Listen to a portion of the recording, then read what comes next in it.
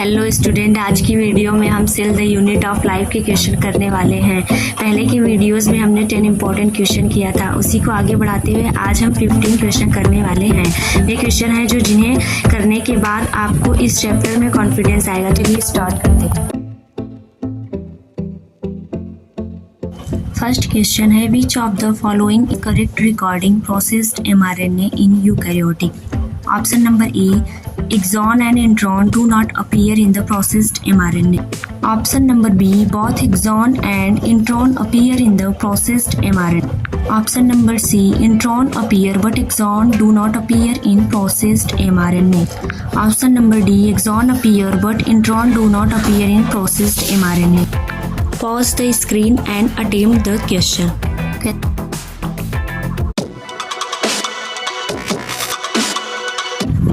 चलिए हम question number 2 पर आते हैं। Assertion, peroxisome are not a part of endomembrane. Reason, the function of the peroxisome and endomembrane system are not coordinate. चलिए option की बात कर लेते हैं। ऑप्शन नंबर ए है कि both statement are true and option number B है कि both statement are false and option number C है none of these. Screen pause करिए और क्वेश्चन को अटेम्प्ट कीजिए।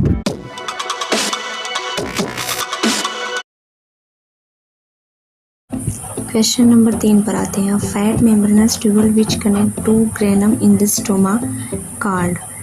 आइए चलिए ऑप्शंस पर आते हैं। पहला ऑप्शन है स्टोमा प्रोटीन, दूसरा है स्टोमा मेम्ब्रेन, तीसरा है स्टोमा लेमिला, चौथा है इंट्राग्रेनल थैलाकॉइड। स्क्रीन को पॉज करते हैं और देखते हैं कि कौन सा इसका ऑप्शन सही है।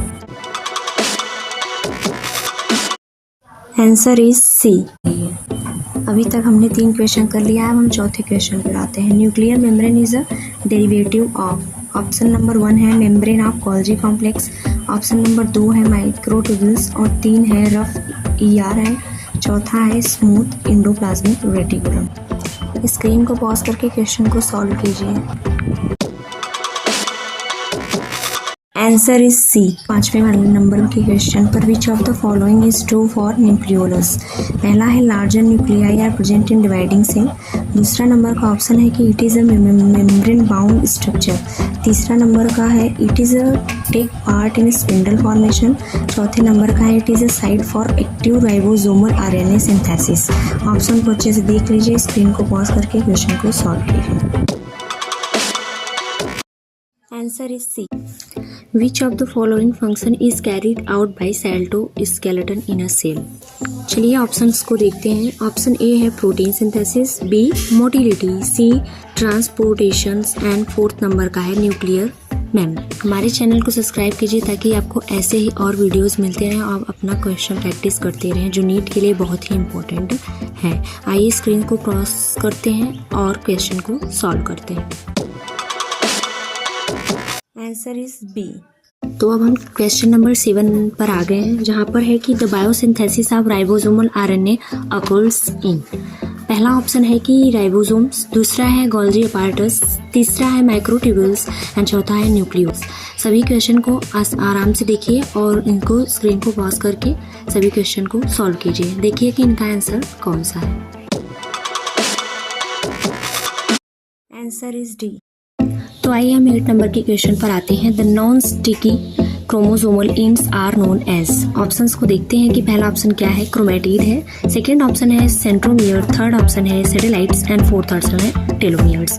तो चलिए पॉज करिए और क्वेश्चन को सॉल्व करिए। Answer is D. हमारा जो अगला वीडियो आएगा वो जूलॉजी के एनिमल किंगडम के चैप्टर से आएगा। इन सब क्वेश्चन को आप अच्छे से प्रैक्टिस कीजिए ताकि आपका नीट के एग्जाम में बहुत अच्छे से स्कोर। तो आइए 9 नंबर के क्वेश्चन पर आते हैं। विच क्रोमोसोमल हैज सेकेंडरी कंस्ट्रक्शन। पहला ऑप्शन है, दूसरा है इक्वल आर्म्स, थर्ड ऑप्शन है प्राइमरी कंस्ट्रक्शन एंड चौथा ऑप्शन है सैटेलाइट्स। तो स्क्रीन को पॉज कीजिए और जैसे कि हम पहले करते आ रहे हैं अपने क्वेश्चन को सॉल्व। तो फाइनली हम अपने लास्ट क्वेश्चन पर आ गए हैं। Which part of chromatin fibre is transcriptionally more active. Options को देखते हैं। पहला है हेट्रोक्रोमैटिन, दूसरा है euchromatin and third is both of them and fourth is nucleolus. Screen pause करें और क्वेश्चन को सॉल्व करें। Most important question in NEET asking from cell the unit of life. Answer is B. So student, आज की video को हम यहीं पर ख़त्म करते हैं। आज के लिए बस इतना ही, लेकिन आगे जुड़े रहने के लिए, ऐसे ही और क्वेश्चन की प्रैक्टिस के लिए हमारे चैनल से जुड़े रहें और हमारे चैनल को